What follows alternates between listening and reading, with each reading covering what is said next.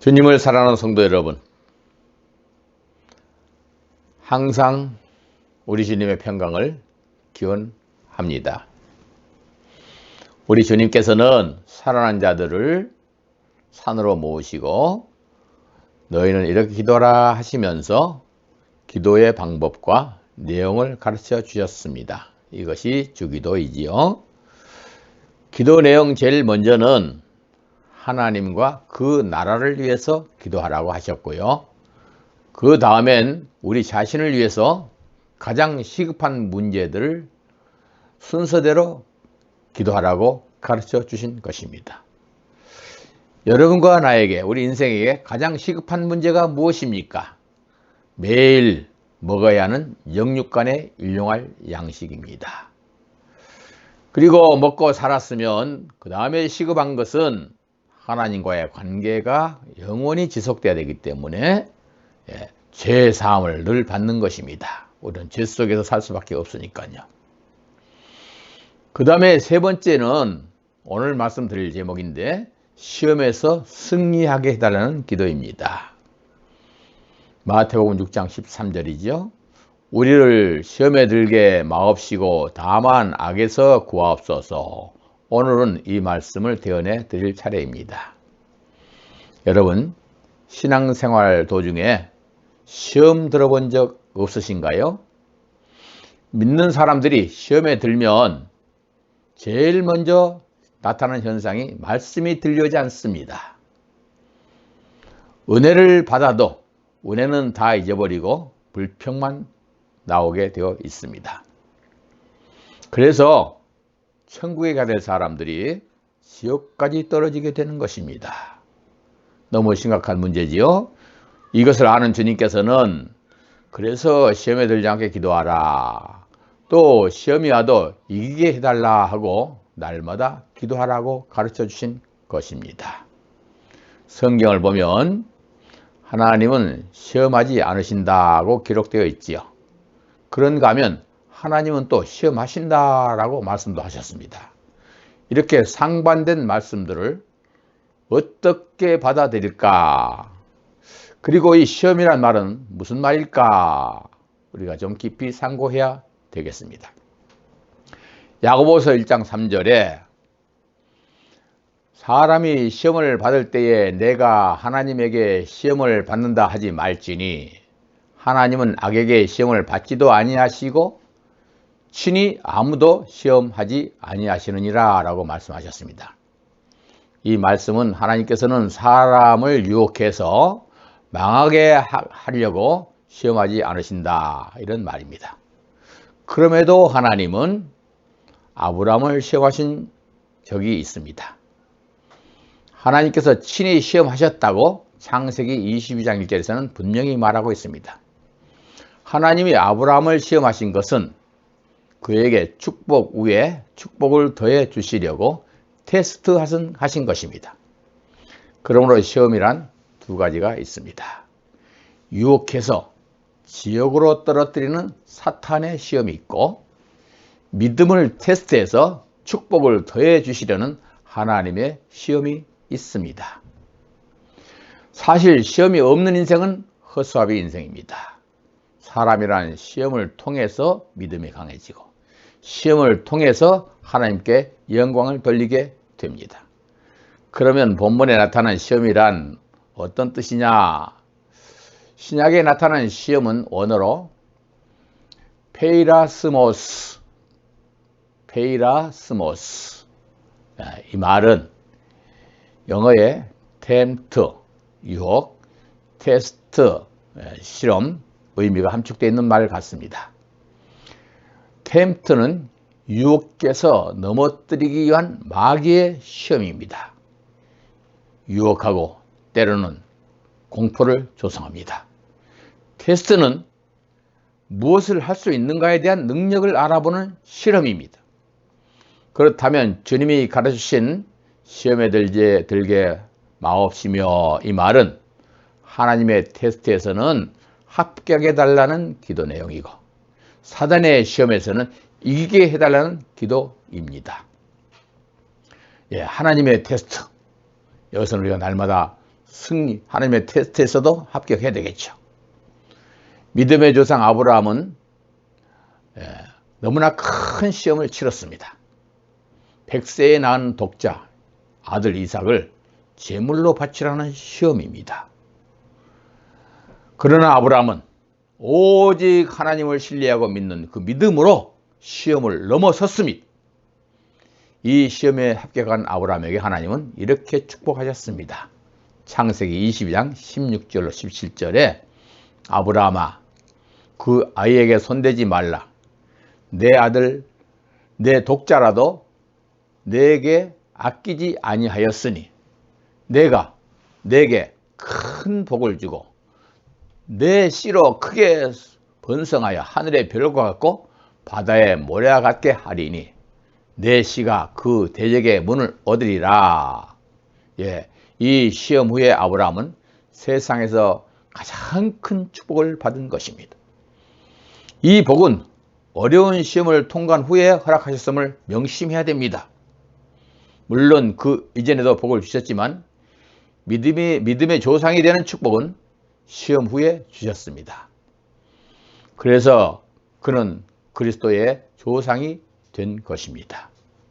동방의 의인 욥도 하나님의 테스트에서 승리했습니다. 하나님께서 하늘과 땅에 더 큰 축복을 주시기 위해 치르는 시험이었습니다. 이것은 하나님의 필요에 의한 것이므로 그 능력을 믿고 순종하기만 하면 시험 후에는 반드시 큰 축복이 기다리고 있는 것입니다. 설사 중간에 마귀가 개입되었다 하더라도 하나님 허락 가운데서 일어난 일이므로 염려할 것이 못 됩니다. 사탄도 전혀 문제가 되지 않습니다. 시험을 이기면 천사가 시종 들고 더 많은 축복과 능력을 얻게 됩니다. 마태복음 4장 1절 이하에서는 예수님께서 성령에 이끌려 광야에 가서 시험을 받으신 이야기가 있습니다. 이 시험은 억지로 당한 것이 아니라 시험을 받으러 일부러 광야로 가신 것입니다. 그것도 성령에 이끌려 가셨습니다.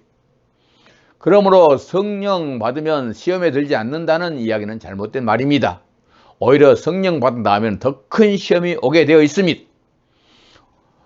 예수님은 시험을 이기시고 사탄 천사들의 수종을 받았으며 곧이어 전도 사업을 시작하셨습니다. 공생애를 시작하신 것입니다. 그러고 보면 이 시험은 예수께서 전도 전략을 세우신 시간이라고 말할 수 있겠습니다. 다시 말하면 어떤 목적과 방법으로 전도할 것인가가 바로 이 시험에서 결정되었다는 말입니다.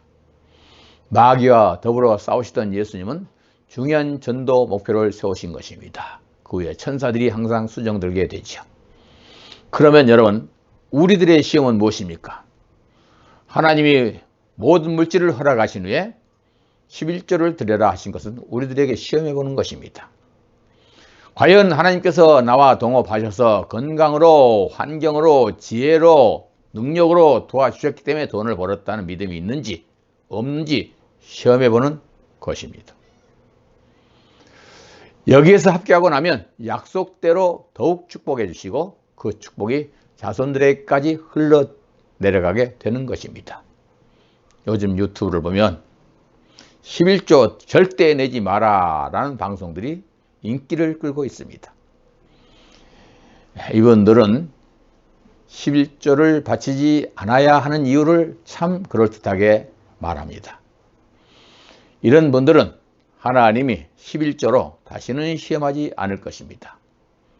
그러나 자자손손 수천대로 흐르는 축복의 물질기가 내 앞에서부터 딱 막힌다는 것을 알아야 됩니다. 11조는 돈을 드리는 것이 아니라 우리의 영혼, 마음을 드리는 것이니까요. 주의를 거룩히 지키라 하는 명령도 하나님의 시험입니다. 한 주간 7일을 하나님께서 주셨는데 그 중에 구별하여 하루를 드리는 것은 내 마음대로 사는지 하나님의 말씀대로 사는지 시험해 보는 것입니다. 이와 같이 하나님은 성도들을 위한 구덩이에 빠뜨리는 시험을 하시는 것이 아니라 믿음이 얼마나 자랐는가, 하나님을 얼마나 신뢰하는가 늘 시험해 보시는 것입니다. 알곡이 되었는가, 아직 죽정이 상태로 있는가 시험해 보십니다. 어떤 사람들은 말하기를 전지전능하신 하나님이 인간의 마음을 다 아시는데 꼭 시험을 해봐야 아는가라고 말합니다. 그러나 우리가 하나님을 사랑하는 마음이 있을지라도 행위로 나타내지 않으면 하나님께로부터 상급을 받을 수가 없습니다. 성도의 구원도 하나님이 테스트해 보신 다음 구원이 됩니다. 로마서 10장 10절에 마음으로 믿어 입으로 시인하여 구원받는다라고 기록되어 있죠. 마음으로 믿었으면 어떤 상황에서도 입으로 시인해서 그 믿음을 나타내는 것이 믿음입니다. 입으로 시인한다는 것은 초대교회나 로마교회 당시에 입으로 내가 예수 믿다고 시인하는 것은 목숨을 내놓는 행위입니다. 죽음을 각오해야 예수 믿다고 말할 수 있었습니다. 어떤 경우에라도 주님을 사랑하고 시인하시는 테스트를 주님은 해보십니다. 그러므로 우리가 늘 정신 차리고 기도하지 않으면 이와 같은 하나님의 시험을 합격할 수가 없습니다. 두 번째로 다만 악에서 구하옵소서, 이 말은 마귀의 시험에서 이기게 달라는 기도입니다. 악에서, 악한 자가 있다 이 말입니다. 악한 자가 누구냐? 악한 자, 넓은 의미에서 해석하면 여러 가지 뜻을 포함합니다. 그러나 직선적으로는 마귀의 세력을 말하는 것입니다. 우리 인간의 눈에 보이지 않습니다. 그러나 인간을 실질적으로 괴롭히고 실질적으로 죽이고 지옥으로 끌고 가는 존재가 실제로 있다는 말입니다. 다시 말하면 공중 권세 잡은 자 사탄의 세력입니다. 어떤 분은 악을 심리적 현상으로 보고 악의 실제를 믿지 아니하려고 합니다. 이상 심리나 병리적 심리 현상으로 간주해 버린다는 말입니다. 그러나 성경은 결코 그렇게 말하지 않습니다. 예수께서 악의 실제를 말씀하셨고 귀신을 실제로 내어 쫓으셨으며 또한 제자들에게 귀신 내어 쫓으라고 명하고 계심을 분명히 볼 수 있습니다. 악은 인격적으로 존재하여 우리의 생각 속에 들어옵니다. 내 생각 속에 악한 생각이 떠오르면 그 생각이 내 생각에서 솟아난 것이 아니라 외부에서 악한 존재의 영이 침입해온 것입니다. 마찬가지로 성령도 내 생각 속에 내 마음 양심 깊은 곳에 들어오셔서 나를 거룩하게 이끌죠. 그러므로 날마다 내 생각이 어떤 인격의 영향을 받고 있는가를 살펴보면서 기도해야 합니다. 내 마음, 내 생각을 살피지 못하면 예수님을 은 30에 팔은 가룟 유다와 같이 됩니다. 그의 생각에 마귀가 찾아와서 예수를 팔 생각을 넣어준 것입니다. 요한복음 13장 2절에 기록되어 있죠. 벌써 마귀가 가룟 유다의 마음에 예수를 팔려는 생각을 넣었다는 것입니다. 그러므로 악이란 심리적인 현상이 아니고 실제 악한 존재가 나를 끌고 가는 힘입니다. 악한 존재가 주는 생각을 기도로 쫓아내지 못하고 따라가면 영원한 사망입니다. 로마서 8장 6절에 육신의 생각은 사망이요 영의 생각은 생명과 평안이니라. 사람이 마귀의 시험에 빠지면 하나님과 사이가 점점 멀어지게 됩니다. 열매를 맺을 수가 없습니다. 결국은 쭉정이가 되어서 지옥으로 떨어집니다. 마귀는 하나님과 우리 사이를 이간시켜서 하나님의 은혜를 잊어버리게 하려고 혈안이 되어 있습니다. 마지막으로 시험에서 승리하는 방법은 무엇일까요? 시험에 들지 말게 하옵시고 그랬죠? 하나님의 테스트에서 승리하는 방법도 악한 마귀의 시험을 이기는 방법은 기도와 말씀밖에 없습니다. 주님의 말씀을 사랑하면 시험에 들지 않습니다. 요한복음 16장에는 성령이 내가 말한 것을 기억나게 해야 시험을 감당한다고 주님이 분명히 가르쳐주고 있습니다. 시험 받을 때에 주님의 말씀이 생각나는 사람, 그 말씀이 생각나는 사람은 승리하는 사람입니다. 사랑하는 성도 여러분, 이제 우리는 알았죠? 하나님의 테스트, 마귀의 시험, 이 비밀을 알았으니 이제는 우리는 말씀을 통해서 늘 붙잡고 기도하고 내 생각 속에 들어오는 사탄의 생각은 물리치고 하나님의 생각은 순종해서 다 승리하는 여러분 되시기를 예수 이름으로 축원합니다. 감사합니다. 사랑합니다.